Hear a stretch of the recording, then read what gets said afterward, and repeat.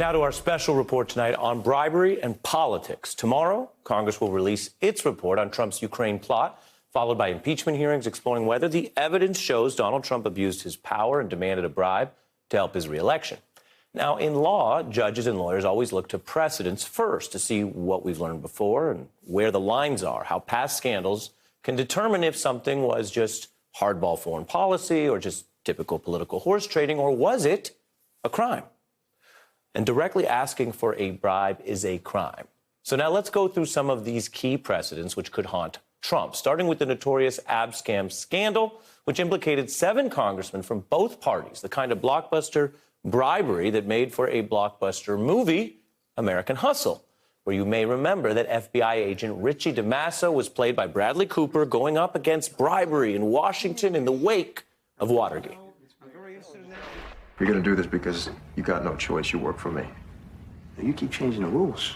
You know, you're getting a little power drunk. Richard, you want to tell him, Edith? You want to wake him up? Oh, no, I said we shouldn't do any of it, Irving. You know I said that. So now I support Richie. He's got vision. Do it heavy or don't do it. What does that mean? I mean, he's the one ruining America, not me. How the am I ruining America? Because people just got over Watergate and Vietnam, all right? And you're going to all over politicians again? That's just because you want to be a big shot, get a promotion. The dialogue's realistic because the plot was very real, right down to the tense moments when a politician's handlers get in that place, that moment before a bribe where everyone knows something pretty legally dangerous is going down. Oh, excuse me. I'll handle that for the mayor. No, it's for the mayor. It'd be a sign of disrespect to the Sheik if the mayor didn't take it. It's for you, Mayor. In real life, those kind of sting operations led to a series of real indictments. 5 members of the House have been implicated in the FBI's Abscam bribery investigation. Today, another Abscam trial got underway involving another congressman. The FBI's Abscam investigation today resulted in the indictment of a member of the United States Congress. Unlike the president, Justice Department rules allow for indicting those members of Congress while they're in office. There's no first step of impeachment for abuse of power. Bribery gets you indicted quick if there's evidence, and there was. FBI tapes showing congressmen accepting bribes, which is what that very scene we just showed you in American Hustle was based off of. Here's Mike Myers, a Democratic congressman from Pennsylvania, taking a $50,000 bribe from an FBI informant. You're talking about a lot of money, okay? Well, let me just say this to you.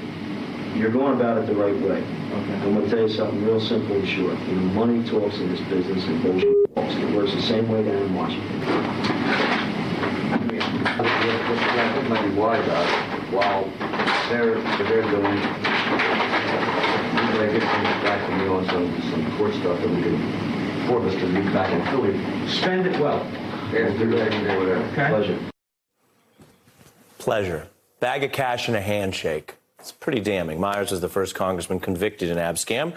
There was little doubt about what he did and what the facts showed. Now, he then implored his House colleagues to still stand by him. He invoked even a, quote, lynch mob attack.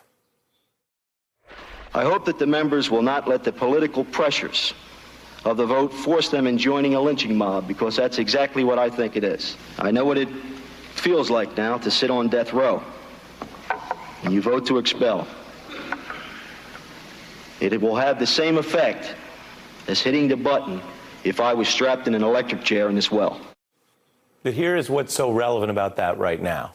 When the facts came out, Myers' congressional colleagues didn't deny them or minimize them.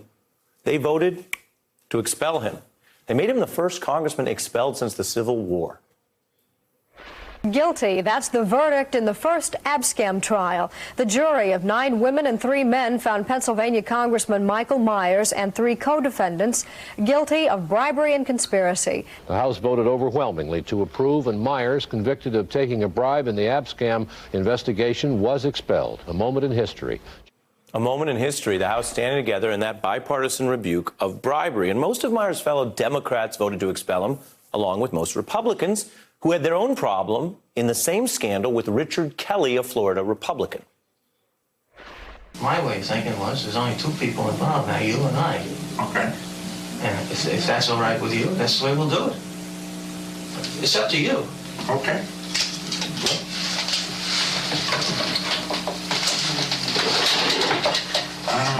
I can. I'll tell you what. Let's put that in there. I guess you can stick those in your other pockets or your back pocket or something like that. No, just leave your jacket open and you'll be in good shape. Let me have part of this.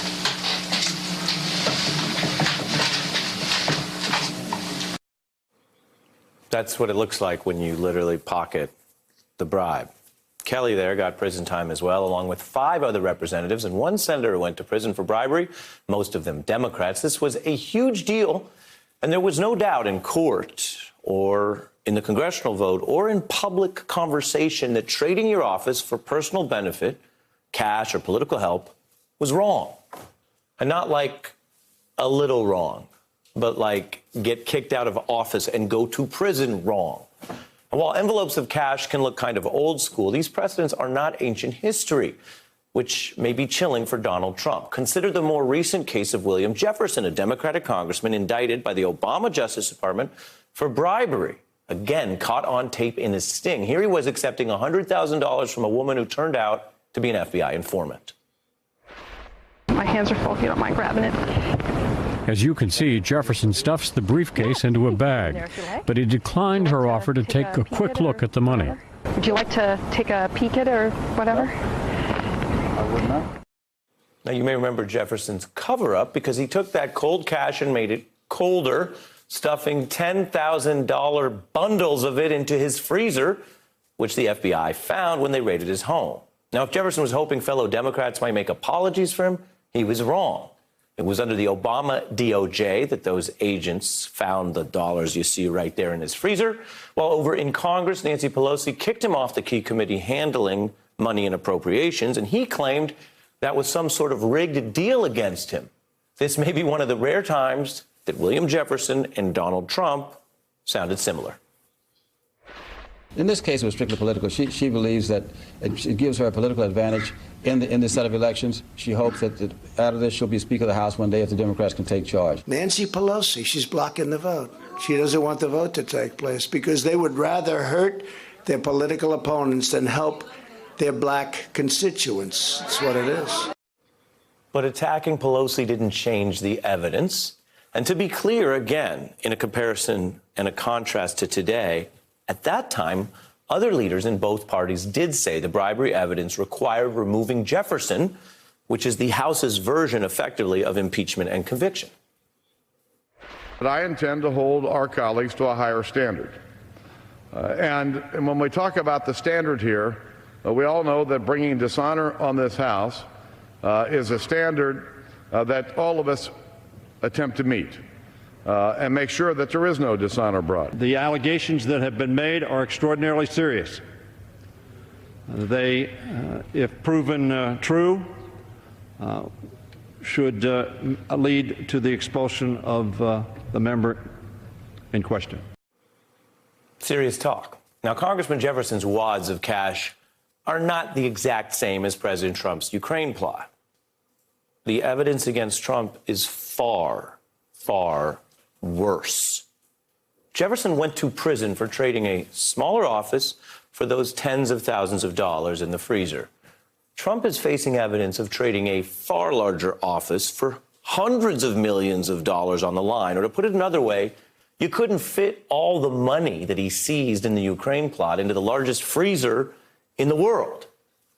And I want to tell you something tonight, as Congress goes down this very serious road this week. There was a time when people in both parties stated the obvious fact that selling your office is wrong. Some of those people are still, of course, in Congress today. Consider Republican Roy Blunt's approach to evidence of Jefferson's bribery as it came out. He staked out the position that even if it didn't violate the law, it did, it would potentially bring such disrepute on the House that Jefferson should be investigated and potentially expelled. Compare that to his approach to Donald Trump so far. As the evidence mounts, he is deferring to the president and still waiting for more facts. You don't have to necessarily have violated a law to violate those standards. You certainly don't have to violate a law to have brought disrepute on the House. It's high time, Mr. Speaker, that we did start this investigation. One way or another, you're going to decide is what the president says he said an impeachable problem or not. The president says he thinks he was on solid ground, and we'll see what other facts might come to the fore that have an impact on that. Yes, let's see what facts come to the fore. Because if bribery was bad enough to expel a lower-level politician, logically, it is more concerning for a higher-level politician like our president, who wields enormous unchecked powers that often operate in secret. We only know about Trump seizing the money and trying to trade the White House meeting with Ukraine's president because of the whistleblower. Now, Trump allies have offered a different defense, that Trump was seeking the investigations and not actually money. But the precedents don't help him there either. Landmark cases show politicians convicted of quid pro quo bribery happen all the time without formally taking cash or explicitly stating the deal. Take another case that may haunt Donald Trump, Dean Skelos, who went from being a state Senate majority leader, that's like being the Schumer or McConnell of all of New York State, to a current inmate, serving 4 years in prison right now for bribery, because he was found to have traded his office and his vote to get bribes and get his son a job. His lawyers failed in their argument that there was no formal quid pro quo and that should save him. Skelos was investigated by the famed SDNY prosecutors during the Obama administration, and they gathered crucial wiretaps of these father-son phone calls. I'm going to be president of the Senate. I'm going to be majority leader. I'm going to control everything. Everybody's going to know who calls the shots at him. Believe me. Courts ruled that evidence supported bribery because a jury could infer a quid pro quo even though it wasn't ever formally stated, which is what Skelos' star witness was testifying in their defense, that they never explicitly said there was a trade for a vote to get a job for his son, which may ring familiar. Now, when Skelos was finally sentenced, we should note it was in 2018 under the Trump Justice Department. As a state official, he went directly to prison because these cases show bribery is a serious offense that people go to prison for. It is also one of the few impeachable offenses listed by name in the Constitution. And the last time the Senate held an impeachment trial of any official, did you know? It actually involved abuse of power for kickbacks in the case against then-Judge Thomas Porcius. This morning, a special Senate committee opened its first impeachment trial since the 1999 case against former President Bill Clinton. This time, it's the trial of U.S. District Judge Thomas Protaras Jr. The New Orleans judge is facing 4 charges involving payoffs, kickbacks, and lying under oath. Those kickbacks may sound like bribery. The Senate held their impeachment trial of that judge, and they voted for 3 out of the 4 articles of impeachment, including unanimously voting to impeach on the charge of engaging in a pattern of conduct incompatible with the trust and confidence placed in him as a federal judge, and he was kicked off the bench.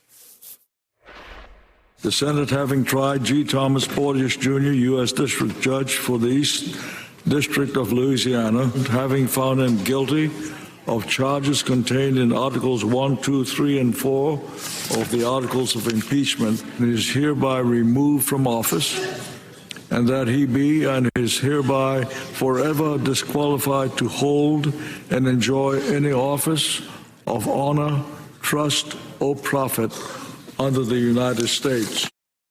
That's what post-impeachment conviction looks like in the Senate.